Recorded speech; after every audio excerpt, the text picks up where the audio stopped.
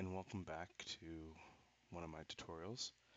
We have what I call the kind of usual design that you're asked to do sometimes on a t-shirt, and I want to go ahead and show you how you can make this look as realistic as possible. So you would now go to your import to grab whatever logo or artwork that your client has given you, or you just need to do this in a rush, or maybe it's for yourself. But you could just go to place to embedded, and then over here, let me just get to it. We have tutorial 2, which is what I'm working on, and we have this AI file, HELO. So we're gonna go ahead and place that art on the page here. Just cropped bounding box is fine, and there it is. Now what I'm going to do is I'm just going to scale this down to make sure that it fits on the actual shirt. So hold down your shift key, you can scale one direction here. If you hold down the alt key, you scale proportionally down and you're able to kind of get a better visual. I like doing that. Makes things go a little bit quicker. So once you got in good size, you just want to go ahead and let go of that.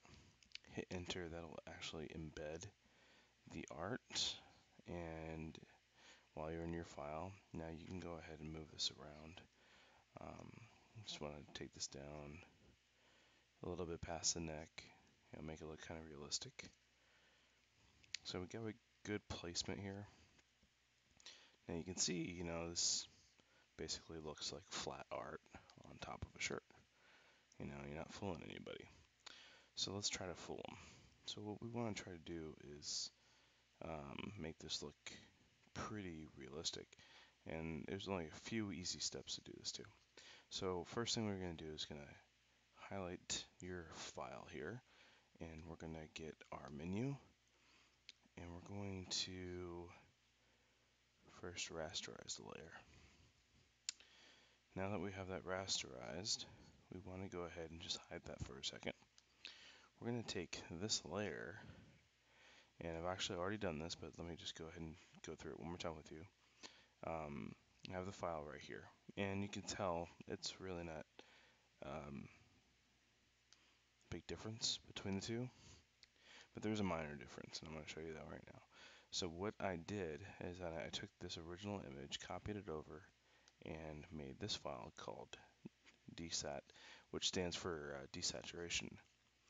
And so what I did to the photo was I adjusted it by the hue and saturation, and I took my saturation levels from right here in the middle all the way down. So there was absolutely no saturation in this image at all. So basically it made it look black and white, which I've already done, so we don't need to do it again. And then I saved this file out as dsat psd. You have to keep it as a PSD file. I don't know, and I'll have to figure it out whether or not you can use other files for this, but from how I understand how to use this, this is the best thing to do.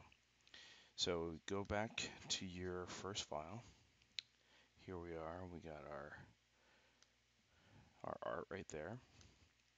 And then we're going to go ahead and take that art, and we're going to go to our filters and down to distort. And from here we're going to go to displace. And now it's going to ask you your scale on this. You'll see this in a moment, but I'm going to keep these right here at 5 and 5. I think it makes a good look for what you're trying to do. And then leave these stretch to fit or in repeat edge pixels. So just kind of leave them the way they are.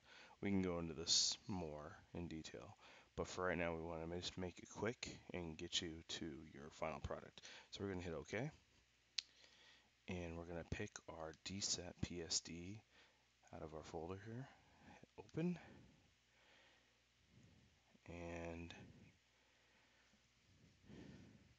looks like I had the wrong layer highlighted there. We're going to try that one more time, and select filter, distort, and displace.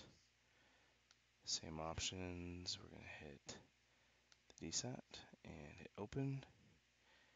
And there we go. Now we've gotten the effect we're shooting for. And you can see these lines have now changed and now curved to the contours in the shirt below. So it actually gives a good look and feel to the actual image. Makes it look like it's actually printed on the t-shirt, which, you know, this is pretty decent. I'm pretty sure you can get away with passing this off to a client saying, hey, this is what it looks like on a t-shirt, or maybe you just need to throw some art up on something and you just want to make it look realistic. This is a really quick way to do that. But if you're really going for a good high quality look, that's something that someone couldn't probably tell that it is a separate image. You can just go over and just as a really quick thing, go to your art layer and then just go to your settings up here, and you want to go to your multiply. And from here, you'll now take in more details from the shirt below. So what you could tell, so I'll just zoom in here, you can see these shades of the texture below starting to come through the actual artwork, which, if I didn't know any better, that looked pretty damn real. You can mess around with the opacity a little bit too, maybe just lighten it up, give it a more, blown out kind of look, just to make it look like it's real. And so that's basically it. So just a quick recap.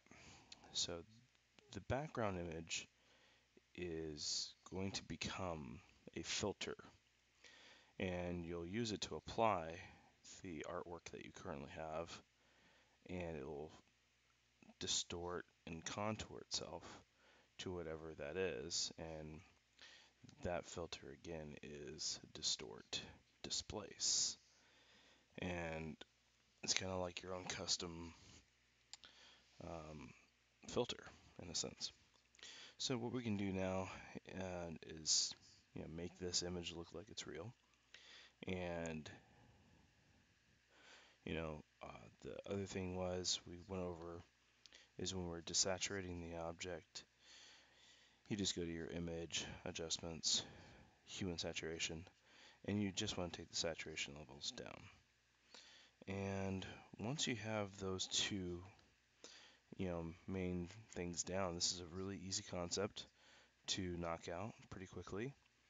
And if you have something you just want to quickly do and show someone, hey, this is what it will look like on a t-shirt, and really give them the full effect of what that image looks like, this is a great way to do it. So with that in mind, this is the end, and I hope you enjoyed the video. And this is my contact information. You can go ahead and get a hold of me here if you guys have any ideas for videos or comments below. Feel free to let me know. It's dlndesign@gmail.com. Thanks again for watching.